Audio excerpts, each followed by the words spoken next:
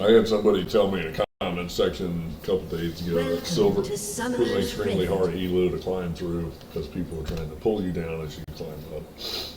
Basically, there's too many trolls.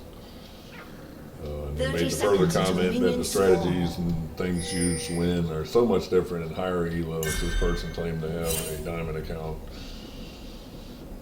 And I disagree. Fundamentals don't really change in the game, no matter how high you claim.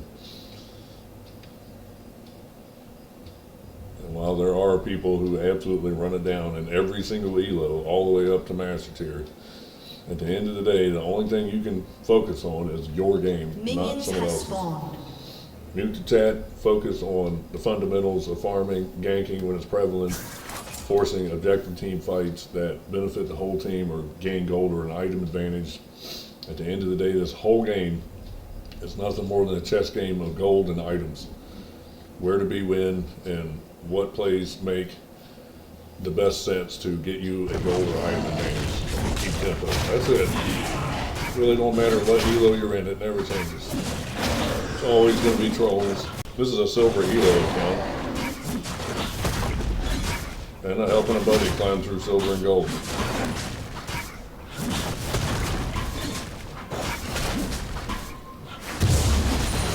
I played 2 games with him just to see how hard the silver was. Maybe it had changed since the last time I climbed through it, but I discovered that it's just as easy as iron and bronze. Focus on the farm, make those good plays, good decisions, ignore the trolls, which we had 2 in this match that were absolutely trolling with our team and pinging and being toxic. And me and my buddy pushed through this like it was we were playing an Iron match. Very easy.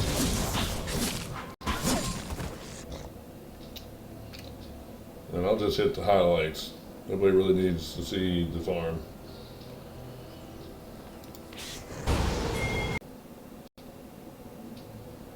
Easy kill coming up here in a couple of seconds. I'll see the Kindred's bot lane because my Blitzcrank rotated. And instead of stopping to get her farm, she gets annoyed in a fight with Blitzcrank. Get Q lads, kill her, take her farm. Now I already have an item CS advantage. Even though it's small, it's only 4 CS, that's still a headway. Little decisions add up to bigger decisions later on. And you'll see that as this game goes on. I end up separating from her pretty quickly. I don't remember the exact in-game stats, but I know I had somewhere in the neighborhood of 8 to 10 times per second damage by the end of it. And that wins games. So, let's get to the next big play.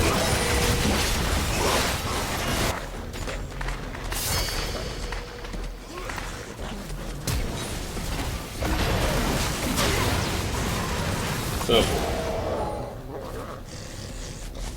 Help them get a kill, gets my bot lane ahead. You get a Jinx ahead, she can 1v9 without anybody else.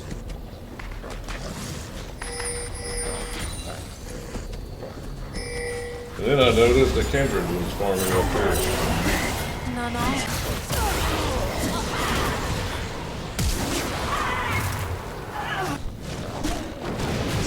Her hunt camps are a roadmap to free kills and shutting her down.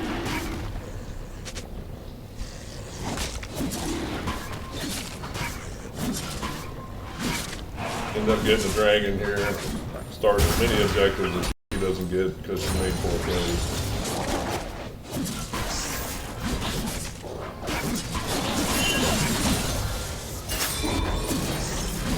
Doing my farm thing, bot lane's pinging persistence. Normally I focus on farm, don't worry about ganks. I see Blitzcrank rotating back, they're low. Needs to be too easy picks.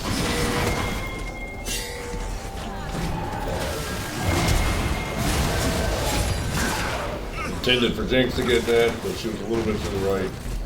Go ahead and take the ult.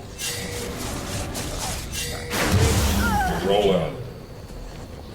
Now their lane is free pickings. After I push this champion.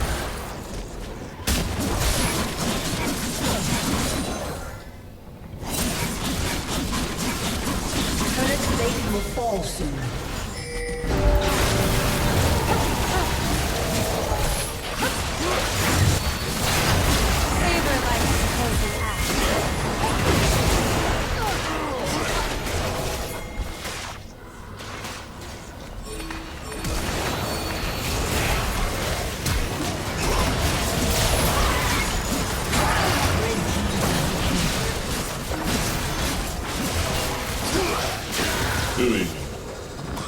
Couldn't get the drag kill there because I was top farming. Bot had prio, so I gave up the drag. Took my farm, moved south, and got the free kills, which will absolutely set Kendra back late game. As you can see already, I got a massive gold lead on her, and I'm going to catch up and pass her and farm right here again.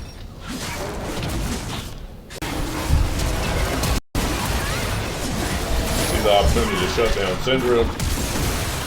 Syndra was really the only person on her team that was doing any major damage in a threat. Red team double kill. Drag is done.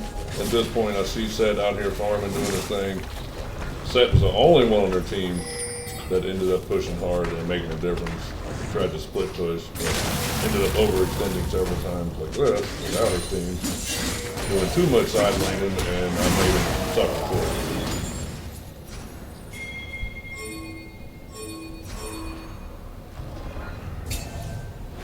And this was a setup to Otacon.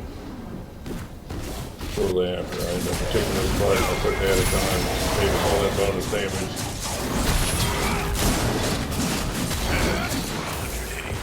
Done.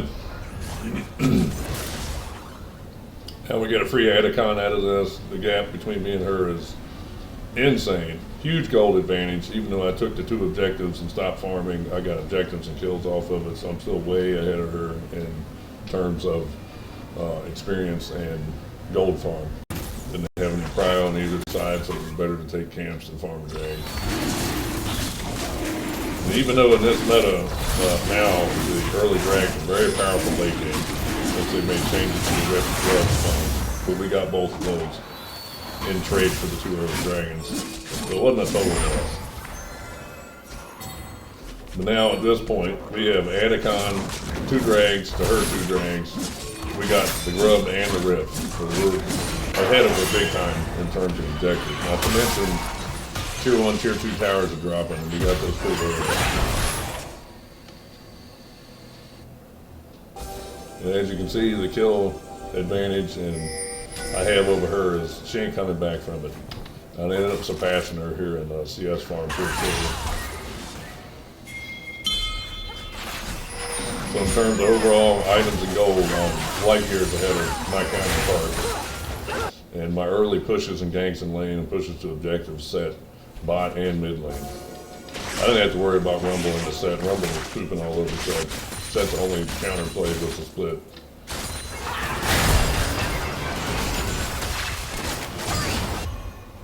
So I didn't have to worry about top lane, which is a wonderful thing as a jungler. You actually have a lane that doesn't run it down.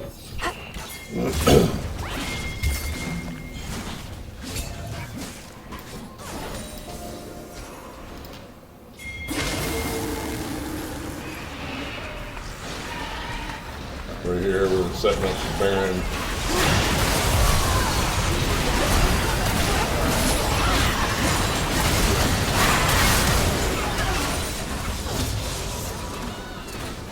Red team double kill. They get absolutely demolished here. Red team triple kill. Easy plays, easy plays. And this should have been GG, but again, sometimes your people are going to run it down, not pay attention, and a couple of plays here, they end up overextending, not working together, and we could have ended the game. They chose to play even longer. Well, let's fast forward. Let's get to the end. Super Galaxy Punishment Delivery Mode. Feel my fury with your skin and face. Took us a whole nother Baron play to end the game. Quite frankly, it should have been over here. But again, sometimes your people are going to make bonehead plays. Don't worry about it. Focus on the CS farm. Get those early leads and item advantages. Eventually it translates to wins late game.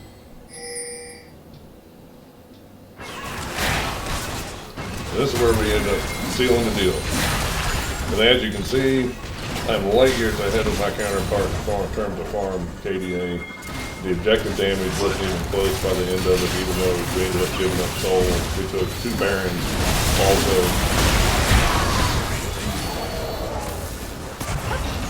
And my mid lane was destroying them.